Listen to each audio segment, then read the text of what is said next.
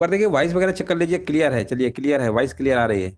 चलिए question number देखिए, यहाँ पर आपको जवाब देना है, राइट आंसर दीजिए। बौद्ध धर्म तथा जैन धर्म दोनों ही विश्वास करते हैं कि, है यहाँ पर देखिए क्वेश्चन नंबर, पहले नंबर का आपको जवाब देना है, बौद्ध धर्म और जैन धर्म दोनों ही विश्वास करते हैं कि, यहाँ पे पहला विकल्प आपका लिखा हुआ है, कर्म तथा पुनर्जन्म के सिद्धांत सही है ना। कर्म तथा पुनर्जन्म के सिद्धांत सही है, इसी विश्वास करते हैं। ऑप्शन नंबर यहाँ पे ए नंबर बिल्कुल करेक्ट आंसर आपका यहाँ पर होगा, है ना। बिल्कुल सही आंसर है, जिनका भी पहला विकल्प आ रहा है ना, बिल्कुल करेक्ट आंसर है। अगला प्रश्न बताइए। यहाँ पर बताना है, देखिए आपको राइट आंसर देना है, क्या होगा, तीर्थकर शब्द संबंधित है। तीर्थकर शब्द संबंधित है, यहाँ पर देखिए जवाब दीजिए, बौद्ध धर्म से, ईसाई धर्म से, हिंदू धर्म से या जैन धर्म से। आंसर यहाँ पर क्या होगा, तो ये आपका जो होगा जैन धर्म में संबंधित है। ऑप्शन नंबर यहाँ पर क्या होगा आपका, यहाँ पर राइट आंसर आपका यहाँ पर हो जाएगा। ऑप्शन नंबर यहाँ पे जिनका भी जवाब आ रहा है ना, बिल्कुल सही है, जैन धर्म यहाँ पे आंसर आपको होगा विकल्प नंबर डी। अगला प्रश्न बताइए। चलिए यहाँ पर देखिए आपको बताना है, श्रवण बेलगोला में गोमतेश्वर की विशाल प्रतिमा किसने स्थापित कराई थी। चलिए यहाँ पर बताइए राइट आंसर क्या होगा। श्रवण बेलगोला में जो गोमेश्वर की जो विशाल प्रतिमा है, यहाँ पर स्थापित किसने करवाया था। ऑप्शन आपका होगा चामुंड राय। ऑप्शन नंबर यहाँ पे आपका विकल्प आपका ए नंबर बिल्कुल करेक्ट आंसर आपका यहाँ पर होगा। जिनका भी जवाब ऑप्शन नंबर ए आ रहा है ना, समझ जाइए बिल्कुल सही है। अगला प्रश्न बताइए। सर एडविन अर्नाल्ड की पुस्तक द लाइट ऑफ एशिया आधारित है, यहाँ पे राइट आंसर क्या होगा। सर एडविन अर्नाल्ड की पुस्तक द लाइट ऑफ एशिया क्या आधारित है, तो ये आपका ललित विस्तार पर आधारित है। ऑप्शन नंबर यहाँ पे बी नंबर बिल्कुल करेक्ट आंसर आपका होगा। अगला प्रश्न बताइए। प्रथम मगध साम्राज्य का उत्कर्ष किस शताब्दी में हुआ था। चलिए कमेंट करिए, क्वेश्चन नंबर 5 का आंसर यहाँ पर क्या होगा। प्रथम मगध साम्राज्य का जो उत्कर्ष है आपका, ये 6ठी शताब्दी ईसा पूर्व, यानी कौन शताब्दी थी, 6ठी थी, ईसा पूर्व में हुआ था। आंसर जाएगा विकल्प बी के साथ। 5 नंबर का बी नंबर बिल्कुल सही है। अगला प्रश्न बताइए। महाभारत के अनुसार उत्तरी पांचाल की राजधानी स्थित थी, यहां पर बताइए राइट आंसर क्या होगा। महाभारत के अनुसार उत्तरी पांचाल की राजधानी स्थित थी, यहां पर आंसर बताइए क्या होगा। तो यहां पर आपका आंसर हो जाएगा विकल्प नंबर सी, अहिच्छत्र में, ठीक है ना। ऑप्शन नंबर यहाँ पे विकल्प आपका सी नंबर बिल्कुल करेक्ट आंसर आपका यहाँ पर है। अगला प्रश्न बताइए। विश्व का पहला गणतंत्र वैशाली में किसके द्वारा स्थापित किया गया था। विश्व का, हाँ यहाँ पर देखिए बताना, पहला गणतंत्र वैशाली में किसके द्वारा स्थापित किया गया था, तो यहाँ पे आंसर आपका होगा लिच्छवी, विकल्प नंबर जाएगा डी नंबर के साथ। अगला प्रश्न बताइए। मगध की राजधानी कौन सी थी। देखिए यहाँ पर आपको बताना है मगध की राजधानी कौन सी थी। क्वेश्चन नंबर 8 का आंसर क्या होगा। तो मगध की जो राजधानी आपकी थी गिरिब्रज थी, जिसे राजगृह। ऑप्शन नंबर यहाँ पे 5 नंबर का सी नंबर होगा, जो कि बिल्कुल सही आंसर दिया गया। अगला प्रश्न बताइए। हाँ 8 नंबर का सी। मगध के किस प्रारंभिक शासक ने राजरोहण के लिए अपने पिता की हत्या की एवं स्वयं इसी कारणवश अपने पुत्र के द्वारा मारा गया। यह प्रश्न बहुत बार पूछा गया है। देखिए यहां पर अगर हम बात करेंगे, है ना, बिल्कुल सही है, अजात शत्रु, अजात शत्रु होगा, बिल्कुल सही है। हाँ बिल्कुल सही है, अपने पिता। देखिए हर्यक वंश के संस्थापक आपके बिंबिसार थे, तो इन्होंने क्या किया, अजात शत्रु क्या थे, बिंबिसार के पुत्र थे, तो इन्होंने क्या किया, अपने पिता को मार के बैठे। अब इनका पुत्र था उदाइन, तो उदाइन ने भी अपने पिता को मारा। तो वही प्रश्न पूछा गया है, अपने पिता की हत्या की और उसके पुत्र ने। तो ये सब क्रम है आपका, तीनों अच्छे से याद रखिएगा। बिंबिसार के बेटे का नाम अजात शत्रु, अजात शत्रु के बेटे का नाम उदयन था। अगला प्रश्न बताइए। शिशुनाग वंश का जो शासक है, जिसके शासन काल में वैशाली में द्वितीय बौद्ध संगीत का आयोजन किया गया, यहाँ पर बताइए। पहली राजगृह में हुई थी, दूसरी वैशाली में हुई थी, तीसरी पाटलिपुत्र में हुई थी, चौथी कश्मीर कुंडलवन में हुई थी, है ना। यहाँ पर आपको बताना है राइट आंसर क्या होगा। पहले अजातशत्रु, हाँ अजातशत्रु से दूसरे में कालाशोक थे, दूसरा वाला पूछा गया है, तो आपको लगा के आना पड़ेगा ऑप्शन, कालाशोक लगा के आना पड़ेगा। ऑप्शन नंबर सी होगा। हाँ बहुत बढ़िया, बिल्कुल सही है। अगला प्रश्न बताइए। गोदावरी नदी के तट पर स्थित महाजनपद था। देखिए 16 महाजनपद थे, है ना। यहाँ पर बताना है गोदावरी नदी के तट पर स्थित महाजनपद कौन सा था, तो ये आपका था अस्मक। ऑप्शन नंबर सी होगा। जिनका भी सी आ रहा है ना, समझ जाओ बिल्कुल सही है। अगला प्रश्न बताइए। पाटलिपुत्र के संस्थापक यहाँ पर पूछा गया है थे, पाटलिपुत्र के संस्थापक थे, यहाँ पर बताइए आंसर क्या होगा, है ना, कमेंट करते रहिए। पाटलिपुत्र के संस्थापक थे, 12 नंबर का जवाब हमारे पीछे आ चुका है, उदयन था, बिल्कुल सही है। ऑप्शन नंबर पहला ही ऑप्शन आपका सही होगा। सभी का सही आ रहा है। अगला प्रश्न बताइए। उज्जैन का प्राचीनतम नाम क्या था? उज्जैन का प्राचीनतम नाम क्या था? यहाँ पर देखिए 13 नंबर में जवाब देना, राइट आंसर क्या होगा? तो यहाँ पर अवंती, ऑप्शन नंबर यहाँ पर आपका सी नंबर होगा, बिल्कुल सही है ना, बिल्कुल सही जवाब है। अगला प्रश्न बताइए, निम्नलिखित में से मगध का कौन सा राजा सिकंदर महान के समकालीन था?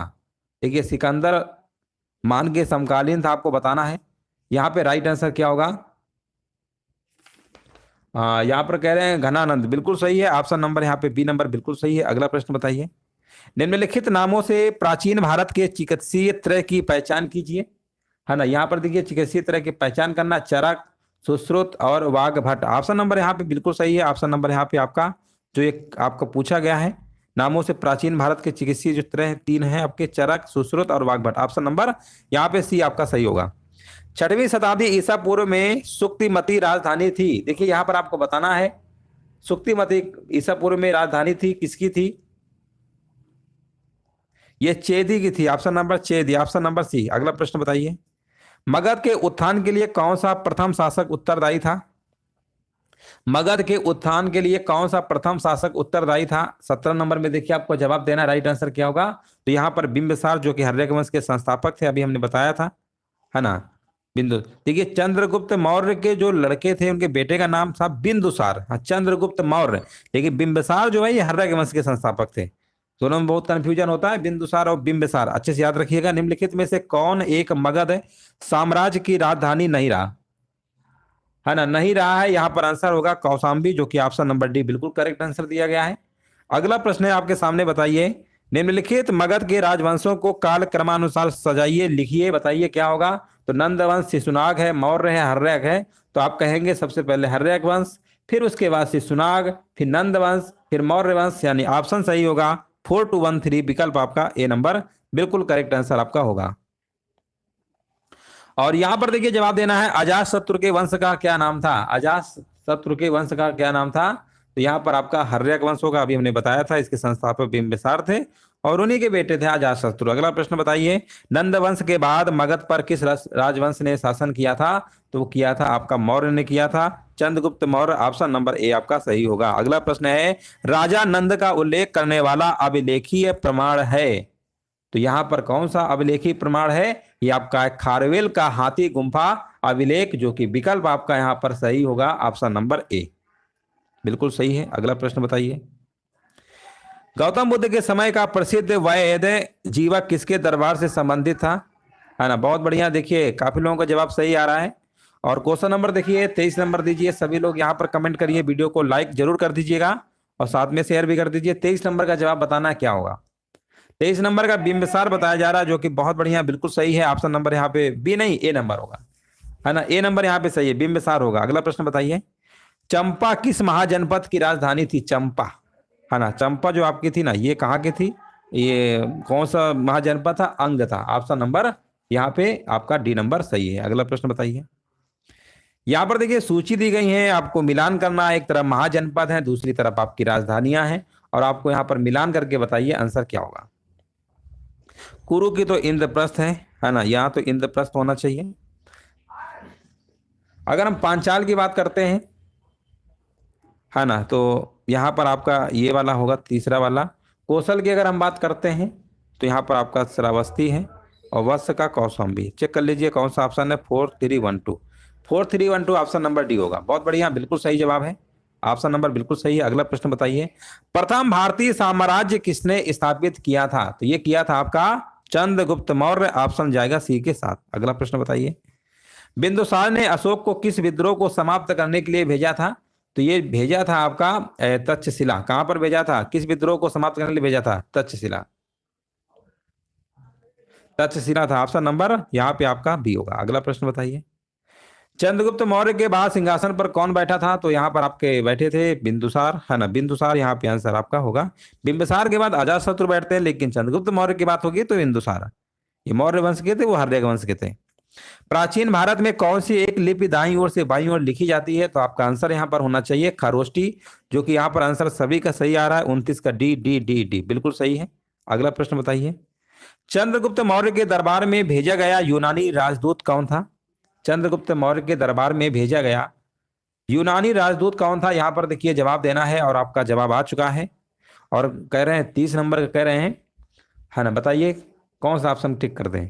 सी नंबर, मेगास्थनीज कह रहे हैं। चलो कर दे रहे हैं, ऑप्शन नंबर सी है। अगला प्रश्न बताइए, सारनाथ स्तंभ का निर्माण किसने कराया था? तो सारनाथ स्तंभ की बात करेंगे तो यह कराया था अशोक ने। ऑप्शन नंबर सही होगा, विकल्प नंबर बी। हाँ बिल्कुल सही है। अगला प्रश्न बताइए, किस अभिलेख में अशोक का नाम उल्लिखित है? कौन सा अभिलेख है जहां पर अशोक का नाम उल्लिखित है? तो आप कहेंगे ये तो आपका मास्की का लघु शिलालेख है, जो कि ऑप्शन नंबर डी आपका सही है। अगला प्रश्न बताइए, भाग एवं बलि थे, क्या थे? तो भाग और बलि जो आपके थे, ये राजस्व स्रोत, राजस्व का स्रोत से संबंधित है ना। राजस्व का स्रोत यानी मौर्य काल से संबंधित है। ऑप्शन नंबर यहाँ पे आपको बी नंबर लगा के आ जाना है।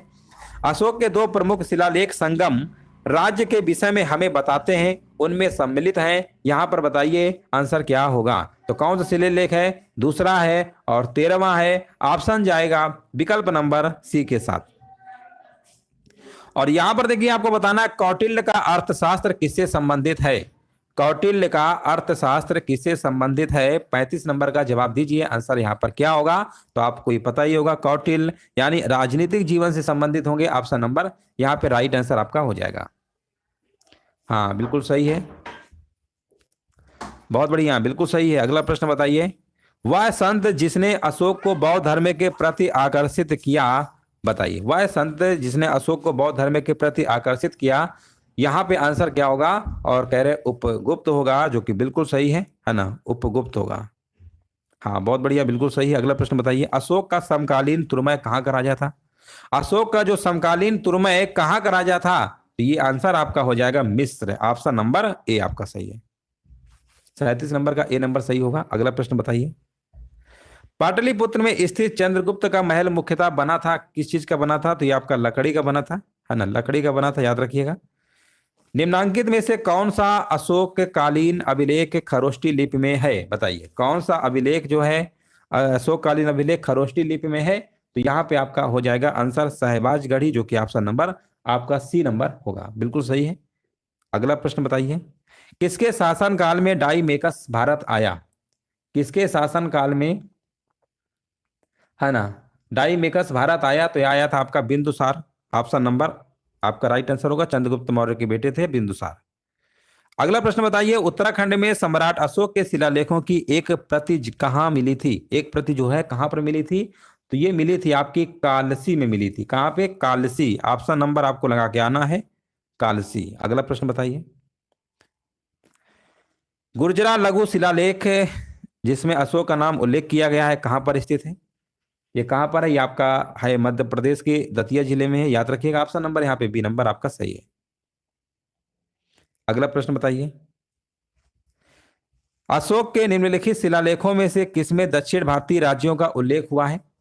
यहां पर बताइए राइट आंसर क्या होगा? हाँ दक्षिण भारतीय राज्यों का उल्लेख हुआ, ये आपका द्वितीय है, आपका शिलालेख है। कौन सा है? द्वितीय है आपका। ऑप्शन नंबर यहाँ पे आपका राइट आंसर आपका होगा। अगला प्रश्न बताइए, जल की आवश्यकता को ध्यान में रखते हुए जिस प्रथम शासक ने गिरनार क्षेत्र में एक झील का निर्माण कराया, वह क्या था? बताइए किसने करवाया? हाँ चंद्रगुप्त मौर्य ने करवाया था, बिल्कुल सही है। ऑप्शन नंबर ए होगा, है ना, बिल्कुल सही है, बिल्कुल सही जवाब दिया गया। अगला प्रश्न बताइए, चाणक्य बचपन में किस नाम से जाने जाते थे? चाणक्य, चाणक्य को जो बचपन में कहते थे, किस नाम से जानते थे? आपको बताना है। तो यहाँ पे आंसर हमारे बीच आ चुका है, विष्णुगुप्त, कौटिल्य, चाणक्य, ये सब आपने नाम सुना ही होगा। आंसर आपको लगा देना है विष्णुगुप्त। ऑप्शन नंबर यहाँ पे सी आपका होगा। अगला प्रश्न है, मौर्य काल में सीता से क्या तात्पर्य है ना? सीता, देखिए मौर्य काल में जो सीता एक शब्द था, इससे क्या मतलब होता था? तो उस समय राजकीय जो भूमि से जो प्राप्त आय होती थी ना, उसी को हम सीता का नाम कहते थे। आंसर आपको लगा देना है विकल्प आपका डी नंबर। हाँ बिल्कुल सही आंसर है। अगला प्रश्न बताइए, निम्नलिखित में से कौन मौर्य युगीन अधिकारी मापतौल का अध्यक्ष था? मापतौल का अगर हम अध्यक्ष की बात करेंगे तो आंसर आपका यहां पर होगा पौतवाध्यक्ष। पौतवाध्यक्ष ऑप्शन नंबर ए आपका सही है। अगला प्रश्न बताइए, है ना, अगला प्रश्न बताइए यहाँ पे आंसर क्या होगा, है ना। यहाँ पर देखिए अगला प्रश्न बताइए राइट आंसर क्या होगा। लिखा हुआ है कलिंग युद्ध का विवरण हमें ज्ञात होता है ना। यहाँ पे बताइए 48 नंबर का आंसर क्या होगा। कलिंग युद्ध का जो विवरण है हमें ज्ञात होता है, तो आंसर यहाँ पे आपका होगा 13वां शिलालेख के द्वारा। ऑप्शन नंबर यहाँ पे बिल्कुल सही है, ए नंबर होगा। जिनका भी जवाब ए नंबर आ रहा है ना, तो समझ जाओ बिल्कुल सही है ना, बिल्कुल राइट आंसर है, बिल्कुल सही जवाब है। अगला प्रश्न बताइए, यहाँ पर देखिए बताना है ब्राह्मी और खरोष्टी लिपि को किसने पढ़ा था। तो ब्राह्मी और जो खरोष्टी लिपि को पढ़ा था जेम्स प्रिंसेप ने पढ़ा था। ऑप्शन नंबर यहाँ पे आपका सी नंबर होगा। ऑप्शन नंबर यहाँ पे सी नंबर बिल्कुल करेक्ट आंसर आपका है। अगला प्रश्न बताइए, फिरोज शाह तुगलक के द्वारा अशोक के निम्नलिखित स्तंभ में से, है ना, अशोक के निम्नलिखित स्तंभ में से किसको उसके मूल स्थान से हटाकर दिल्ली मंगवाया गया था। यहाँ पर आपको आंसर बताना है क्या होगा। और यहाँ पर जवाब हमारे बीच आ चुका है ना, बिल्कुल सही जवाब दिया गया है। 50 नंबर का कह रहे हैं मेरठ स्तंभ लेख और टोपरा स्तंभ लेख, यानी ए और बी दोनों को लगाना पड़ेगा, जो कि बिल्कुल सही है। ऑप्शन नंबर यहाँ पे डी नंबर बिल्कुल करेक्ट आंसर आपका यहाँ पर। प्रथम ईरानी शासक जिसने भारत के कुछ भाग को अपने अधीन कर लिया निम्न में से कौन था। चलिए क्वेश्चन नंबर देखिए 51 नंबर का जवाब देना है। चलिए यहाँ पर जवाब दीजिए, राइट आंसर क्या होगा। प्रथम ईरानी शासक जिसने भारत के कुछ भाग को अपने अधीन कर लिया निम्न में से कौन था। तो यहाँ पे आंसर आपका हो जाएगा डेरियस प्रथम। ऑप्शन नंबर जाएगा सी नंबर के साथ। जिनका भी ऑप्शन नंबर सी आ रहा है ना, बिल्कुल सही आंसर है। ऑप्शन नंबर सी बिल्कुल करेक्ट आंसर आपका होगा। अगला प्रश्न बताइए, नेक्स्ट प्रश्न आपको बताना है, कुषाण शासक कनिष्क का राज्याभिषेक किस सन में हुआ। कुषाण शासक कनिष्क का राज्याभिषेक किस सन में हुआ था आपको बताना है। तो ये आपका हुआ था, यहाँ पे राइट आंसर आपका हो जाएगा, विकल्प नंबर यहाँ पे आपका हो जाएगा 78 ईस्वी में। 78 आंसर आपका होगा, विकल्प नंबर डी। जिनका भी डी नंबर आ रहा है ना, समझ जाओ बिल्कुल सही आंसर है। अगला प्रश्न बताइए, यहां पर देखिए बताना निम्नलिखित में से अशोक द्वितीय किसे कहा जाता है। अशोक द्वितीय की अगर हम बात करेंगे तो ये कहा जाता है आपका कनिष्क को। ऑप्शन नंबर यहाँ पे सही होगा, ऑप्शन नंबर राइट आंसर आपका हो जाएगा। देखिए जो चतुर्थ आपकी जो चौथी बौद्ध संगीत आपकी हुई थी वो कनिष्क के शासन काल में हुई थी। ये भी आपको याद रखना है। ऑप्शन नंबर यहाँ पे सी होगा। मौर्य वंश के संस्थापक अगर हैं चंद्रगुप्त मौर्य, है ना। अगला प्रश्न बताइए, भारतीयों के लिए सिल्क मार्ग किसने प्रारंभ करवाया था। तो ये भी करवाया था आपका कनिष्क ने ही करवाया था। ऑप्शन नंबर यहाँ पर भी आपका ए नंबर बिल्कुल करेक्ट आंसर आपका यहाँ पर होगा। नेक्स्ट प्रश्न आपकी स्क्रीन पर है, कनिष्क की राजधानी क्या थी। चलिए यहाँ पर देखिए आपको जवाब देना है, कनिष्क की राजधानी क्या थी। 55 नंबर का जवाब देना है। तो ये आपकी थी पुरुषपुर थी। ऑप्शन नंबर यहाँ पे पहला ही विकल्प आपका आंसर सही होगा। नेक्स्ट प्रश्न है, मिलिंद पन्हो क्या है। देखिए मिलिंद पन्हो की अगर हम बात करेंगे तो यह आपका ये एक तरीके से आपका बौद्ध ग्रंथ है। ऑप्शन नंबर यहाँ पे डी नंबर बिल्कुल सही आंसर आपका होगा। काव्य शैली का प्राचीनतम साक्ष्य किसके अभिलेख में मिलता है। काव्य शैली का जो यहाँ पर बोला गया प्राचीनतम साक्ष्य किसके अभिलेख में मिलता है। तो ये मिलता है आपका रुद्र दामन का जूनागढ़। ऑप्शन नंबर यहाँ पे पहला ही विकल्प आपका करेक्ट आंसर आपका यहाँ पर होगा। नेक्स्ट प्रश्न है, यहाँ पर देखिए बताना किस वंश के शासक ने ब्राह्मणों और बौद्धों को कर मुक्त ग्राम देने की प्रथा प्रारंभ की थी। तो ये किया था आपका सातवाहन वंश। ऑप्शन नंबर यहाँ पे पहला ही विकल्प आपका सही होगा। हाँ बिल्कुल सही है। अगला प्रश्न बताइए, शक संवत किसने और कब प्रारंभ किया था। यहाँ पर देखिए आपको जवाब देना है, शक संवत जो है किसने और कब प्रारंभ किया था। तो यहाँ पे आपका आंसर हो जाएगा 59 नंबर का। हाँ बिल्कुल सही है, कनिष्क ने किया था 78वीं ईस्वी में। ऑप्शन नंबर यहाँ पे बिल्कुल सही है, डी नंबर आपका सही है। निम्न में से कौन सा स्थान सातवाहनों की राजधानी थी। सातवाहनों की देखिए राजधानी आपको बताना है। तो यहाँ पे आंसर आपका हो जाएगा प्रतिष्ठान। ऑप्शन नंबर यहाँ पे क्या होगा, ए नंबर बिल्कुल करेक्ट आंसर आपका यहाँ पर होगा। अगला प्रश्न है, निम्नलिखित में से चरक किसके राज्य चिकित्सक थे। चरक जो है किसके राज्य चिकित्सक थे। तो यहां पर आंसर आपका होगा कनिष्क, विकल्प आपका जाएगा डी नंबर के साथ। नेक्स्ट प्रश्न बताइए, इस कला को ग्रीक बौद्ध शैली के नाम से जाना जाता है। बताइए इसका आंसर क्या होगा। 62 नंबर का देखिए जवाब देना है। हाँ नमस्ते सभी को, नमस्ते। यहां पर आंसर दीजिए क्या होगा। 62 नंबर का जवाब हमारे बीच आ चुका है। कह रहे हैं 62 नंबर का गांधार कला, बिल्कुल सही। ऑप्शन नंबर पहला ही होगा। जिनका भी जवाब ए नंबर है ना, बिल्कुल सही है। कनिष्क के सारनाथ बुद्ध प्रतिमा अभिलेख की स्थिति क्या है। कनिष्क के सारनाथ बौद्ध, यहाँ पर बौद्ध लिख लीजिए, बौद्ध होगा, है ना। बुद्ध या बौद्ध, बौद्ध यहाँ पे होगा बौद्ध, ठीक है ना। जो बौद्ध प्रतिमा अभिलेख की स्थिति क्या है। तो यहाँ पर आपका 21वीं ईस्वी होगा। ऑप्शन नंबर यहाँ पे बी नंबर बिल्कुल सही है।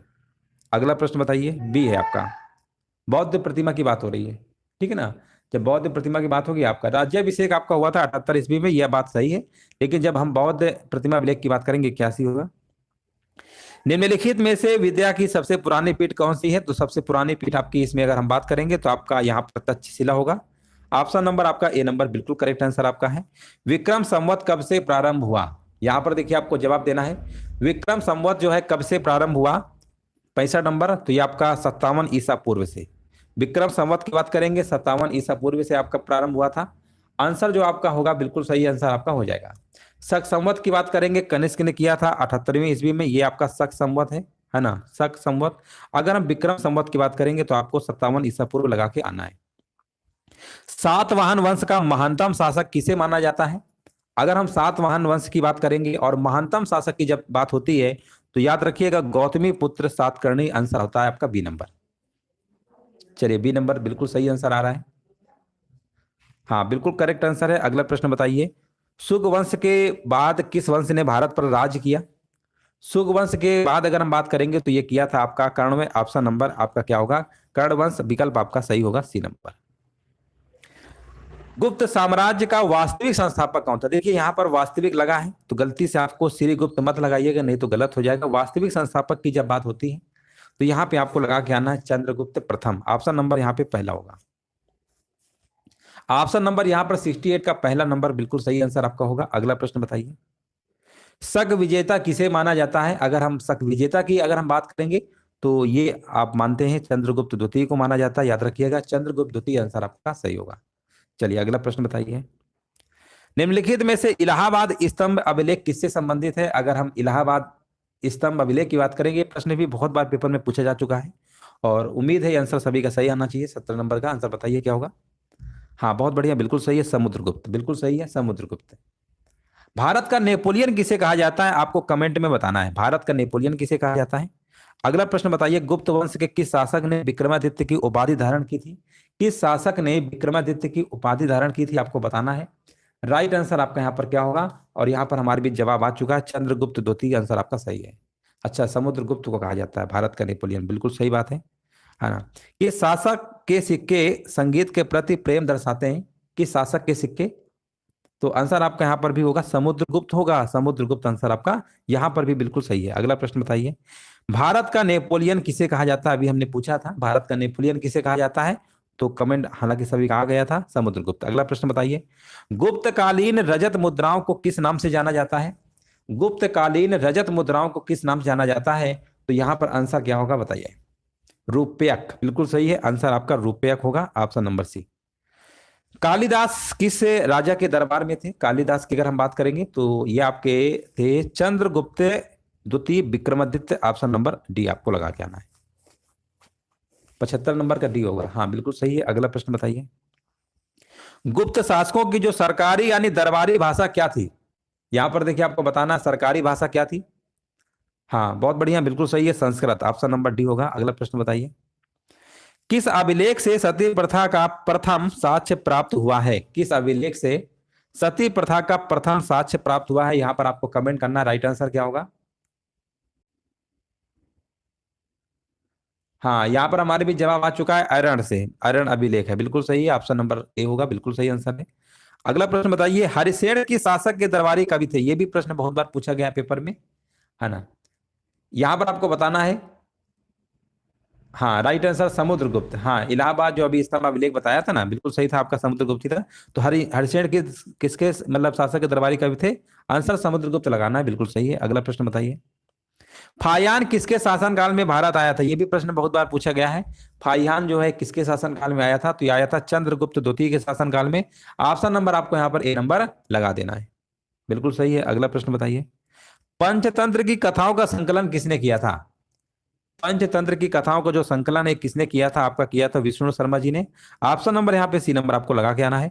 प्राचीन भारत के विख्यात चिकित्सक धन्वंतरी ने अपना परामर्श किसके दरबार में दिया था? किसके दरबार में दिया था? यहां पर आपको कमेंट करना है 81 का जवाब क्या होगा। तो ये दिया था आपका चंद्रगुप्त द्वितीय, ऑप्शन नंबर बिल्कुल सही आंसर है आपका सी नंबर, बिल्कुल करेक्ट आंसर आपका होगा। बहुत बढ़िया, बिल्कुल सही है। नेक्स्ट प्रश्न है, किसके शासनकाल के दौरान अजंता की गुफाएं निर्मित की गई थी? किसके शासनकाल के दौरान अजंता की गुफाएं निर्मित की गई थी? तो यह किया गया था आपका गुप्त शासनकाल के समय पे, ऑप्शन नंबर ए होगा। 82 नंबर का काफी लोगों का जवाब बी आ रहा है, बी नहीं होगा आपका, गुप्त होगा। अगला प्रश्न बताइए, चलिए यहां पर बताइए, निम्नलिखित में से किस गुप्त राजा का एक अन्य नाम देवगुप्त था? देवगुप्त की देखिए यहां पर आपको बताना, देवगुप्त किसका नाम था 83 नंबर में? तो यहां पर आपका होगा चंद्रगुप्त द्वितीय, ऑप्शन नंबर बी। अगला प्रश्न बताइए, प्रथम गुप्त शासक जिसने परम भागवत की उपाधि धारण की थी वह कौन था? वह कौन था? तो यहां पर भी आंसर आपका चंद्रगुप्त द्वितीय होगा। देखिए चंद्रगुप्त द्वितीय से काफी सारे प्रश्न हमने लिए हैं, ताकि आप एक बार पढ़ लेंगे तो एग्जाम में गलत नहीं होगा। अगला प्रश्न है, हुड़ों ने भारत पर आक्रमण कब किया था? ये भी प्रश्न बहुत बार पूछा जाता है एग्जामों में।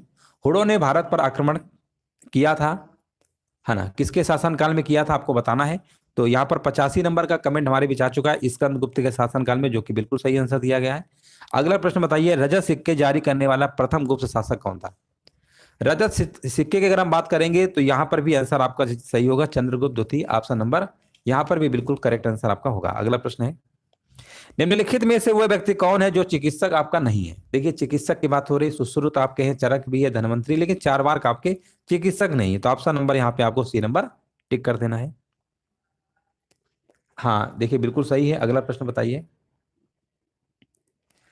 निम्नलिखित में से कौन गुप्तकालीन स्वर्ण मुद्रा है? अगर गुप्तकालीन स्वर्ण मुद्रा की अगर हम बात करेंगे तो कौड़ी, दिनार, निस्क, पर्ण ऑप्शन दिए गए हैं। तो यहाँ पर जो आंसर आपका होगा यहाँ पर दिनार होगा, ऑप्शन नंबर बी बिल्कुल सही है। अगला प्रश्न बताइए, गुप्त काल में निर्मित भगवान बुद्ध की जो कांस्य प्रतिमा है कहां से प्राप्त हुई है? भगवान बुद्ध की कांस्य प्रतिमा कहां से प्राप्त हुई है ना? यहाँ पर देखिए 89 नंबर का जवाब देना है, राइट आंसर क्या होगा? बिल्कुल सही है, सुल्तानगंज। यहाँ पर आंसर हमारे बीच आ चुका है, सुल्तानगंज, ऑप्शन नंबर यहाँ पे ए नंबर बिल्कुल करेक्ट आंसर आपका यहाँ पर होगा, बिल्कुल सही है। अगला प्रश्न बताइए, नर्मदा नदी पर सम्राट हर्ष के दक्षिणवर्ती अभियान को किसने रोका था? किसने रोका था आपको बताना है, राइट आंसर यहाँ पर क्या होगा?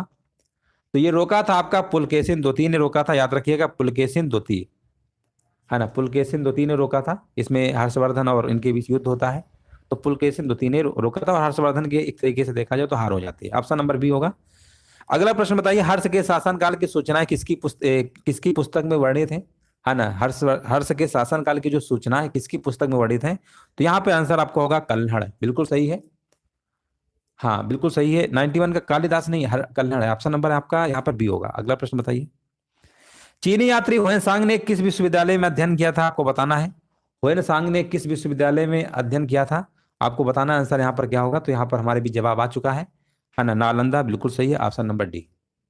चलिए कोई बात नहीं है ना, गलतियां यहाँ होंगी तो चलेगा, लेकिन एग्जाम में आपको गलती नहीं करना है, क्योंकि यहाँ पर आपको सिलेक्टेड प्रश्न लाए जा रहे हैं जो कि एग्जाम में अभी हाल ही में ट्रेंडिंग में चल रहे हैं। सम्राट हर्ष ने अपनी राजधानी थानेश्वर से कहाँ स्थानांतरित की थी?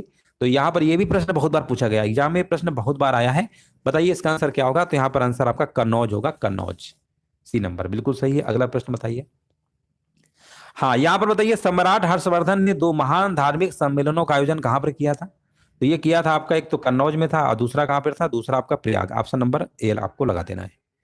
अगला प्रश्न बताइए, वेद ऋषि कपिल का संबंध भारतीय दर्शन के किस संप्रदाय से था? ये अभी रिसेंटली एग्जाम का पूछा हुआ प्रश्न है, वेद ऋषि कपिल का संबंध भारतीय दर्शन के किस संप्रदाय से था? तो यहाँ पर आंसर आपका होगा सांख्य, ऑप्शन नंबर सी, 95 का सी, बहुत बढ़िया, बिल्कुल देखिए सही आंसर है।